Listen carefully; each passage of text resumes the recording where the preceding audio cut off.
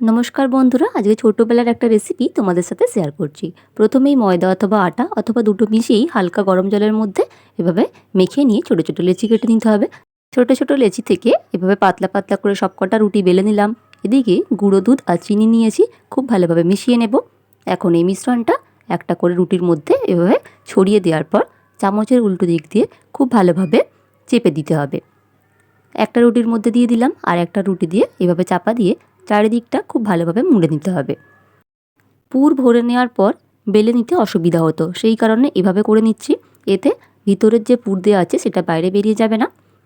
এখন ভাজার জন্য দিয়ে দিলাম, দুদিক ভালোভাবে সেঁকে নিচ্ছি। অল্প অল্প করে বাটার দিয়ে ভেজে নেব সব পরোটাগুলো। তোমরা চাইলে বাটারের পরিবর্তে সাদা তেল দিয়েও ভেজে নিতে পারো।